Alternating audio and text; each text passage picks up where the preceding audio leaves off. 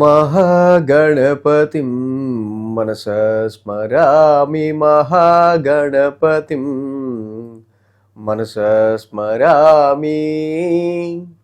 TR creations family అందరికీ నా హృదయపూర్వక ధన్యవాదాలు.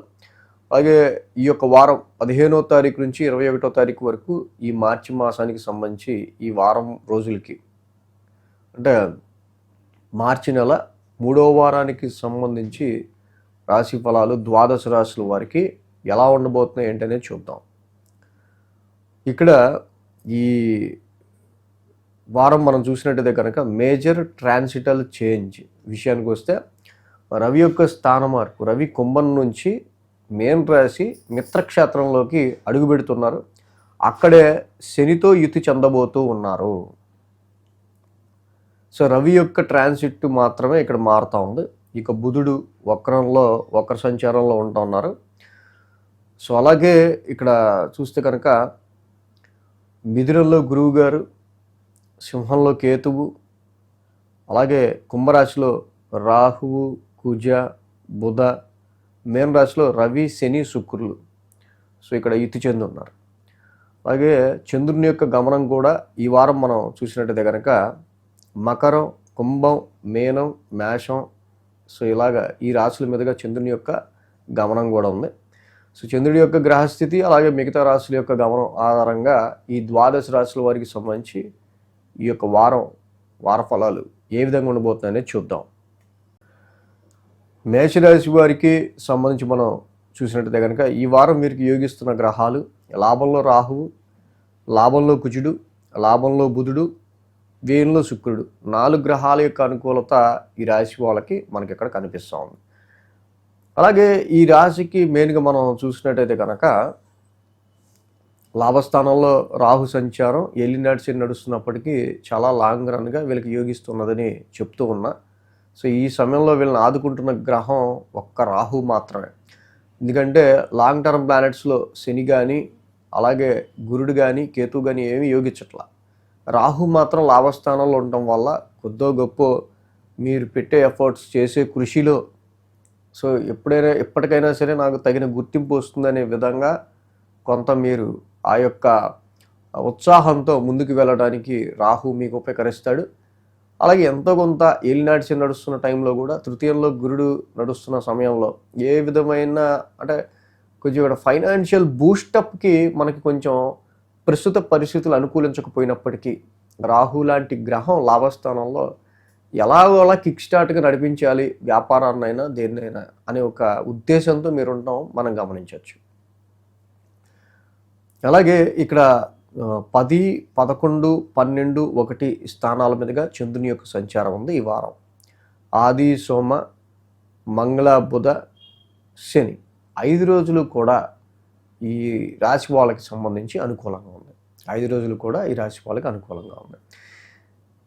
సో ఎప్పుడైతే దశమ స్థానం నుంచి చంద్రుని యొక్క సంచారం ఉందో వృత్తిపరమైన విషయాల రీత్యా ఇక్కడ వీళ్ళకి ఎక్కువ ఫోకస్ అనేది వారం ప్రారంభం మనం గమనించవచ్చు. కాకపోతే ఇక్కడ మీరు చేసే ప్రొఫెషన్లో చాలా టఫ్ టాస్క్గా ఉంటుంది. కొన్ని సందర్భాల్లో సో ఇక్కడ ఉన్న ఉద్యోగాన్ని నిలుపుకుంటూ కొంచెం ముందుకు వెళ్ళడం అనేది ఇక్కడ అంటే దేన్నైనా మనం స్ట్రెస్గా తీసుకున్నాం, స్ట్రెయిన్గా తీసుకున్నాం, మనకెందుకులే అన్నట్టు ఉంటే ఏదైనా మనకు కొంచెం భారంగా అనిపిస్తుంది. అంటే ఈ విషయం ఎందుకు చెప్పడం జరుగుతుందంటే యాక్చువల్గా ఈ వారం నుంచి రవి యొక్క సంచారం కూడా మీకు 1000 స్థానంలోకి మారుతుంది. రవి యొక్క సంచారం కూడా 1000 స్థానంలోకి మారడం వల్ల క్రిటిసైజ్ చేసేవాళ్ళు కానీ మీరు పెట్టుకున్న ఎక్స్పెక్టేషన్స్లో మీరు చూపిస్తున్న క్రియేటివిటీలో మీరు జాబ్లో పెడుతున్న ఎఫర్ట్స్లో అంత గుర్తింపు లేదు అనుకుని భావిస్తున్నప్పటికీ మీరు దాని గురించి ఏం పెద్దగా ఫీల్ అవ్వకుండా ముందుకు వెళ్ళాల్సిన అవసరం ఉంది. సో ఎందుకంటే ప్రొఫెషనల్ వాల్యూ అంటే నేను అనేది ఉద్యోగానికి సంబంధించి ఉద్యోగం యొక్క విలువ ఏంటి అనేది మనకి ఎర్లీ స్టేజెస్లో ఇప్పుడిప్పుడే జాయిన్ అయిన వాళ్ళకో లేకపోతే కొద్దో గొప్ప మామూలుగా కొంచెం ఏజ్ ఇంకా ఎక్స్పీరియన్స్ అవ్వని వాళ్ళకి అంత తెలియదు. బట్ ఏంటంటే అంటే పరిస్థితులు కొంచెం ఇలా టఫ్గా ఉంటాయి కాబట్టి దానికి తగ్గట్టుగా మనం నడుచుకోవాలని. మంగళ బుధవారంలో చూస్తే కనుక లాభస్థానంలోనే చంద్రుని యొక్క సంచారం. లాభంలో ఆల్రెడీ రాహు ఉన్నాడు, మీ రాశి అధిపతి కూడా ఉన్నాడు. కాబట్టి లాభంలో ఉన్న ఈ గ్రహం మీ రాశి అధిపతే. సో డెఫినెట్గా ఒక స్థిరమైన నిర్ణయంతో, మంచి ఆరోగ్యంతో, ఏకాభిప్రాయంతో, స్థిరత్వంతో, ఒకటే డిసిషన్తో ఎలా అయినా ముందుకెళ్తా, మనం ఎలాగోలా ప్రాఫిట్ తెచ్చుకోవాలనే ఉద్దేశంతో మీరు ముందుకు వెళ్ళడం అనేది గమనించవచ్చు. సో మళ్ళీ మార్చ్ అంటేనే మరి మనకి కొంతవరకు ఇక్కడ మార్చి మాసం అంటేనే మరి ఎగ్జామ్స్ కూడా, కాబట్టి ఈ ఎగ్జామ్స్ చదివే స్టూడెంట్స్కి ఈ వారం కొంచెం ఏలినాడ్స్ అని, పైగా రవి యొక్క సంచారం కూడా వ్యయంలోకి వెళ్తూ ఉంది, కాబట్టి స్ట్రెయిన్ తగ్గించుకుంటూ కొంచెం చదువుకోవటం అనేది మంచిది. ఇక గురు శుక్రవారాలు చూస్తే చంద్రుడి వ్యయస్థాన సంచారం, అక్కడే రవి ఉన్నారు, శని ఉన్నారు, అలాగే శుక్రుడు కూడా ఉన్నారు.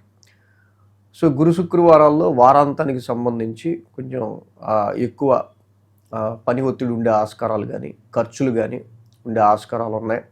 ఇన్వెస్ట్మెంట్స్ విషయాల్లో మీకు అంత ప్లస్ ఉండే ఆస్కారాలు కొంచెం తక్కువ ఉంటాయి, షేర్స్ కానీ, ట్రేడింగ్ కానీ ప్రస్తుతం ఉన్న పరిస్థితుల్లో వారాంతానికి.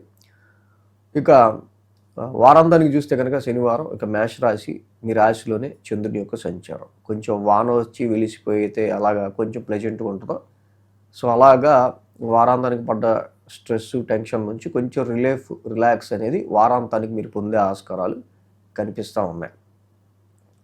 కాబట్టి సెల్ఫ్ ఎఫర్ట్ ఎక్కువ పెట్టుకోవాలి, మిమ్మల్ని మీరు ఎక్కువ నమ్ముకోవాలి యాక్చువల్గా. సో ఆ విధంగా ముందుకెళ్ళడం మంచిది.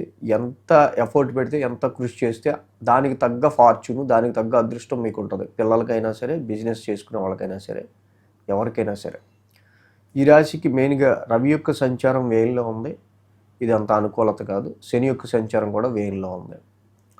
సో మెయిన్గా ప్రొఫెషన్ రిలేటెడ్ ఇష్యూస్ విషయాల్లో అయితే తప్పకుండా శనికి మాత్రం ప్రతి శనివారం తైలాభిషేకం చేసుకుంటా, నిత్యం నీలాంజన సమాభాసం చదువుకోండి.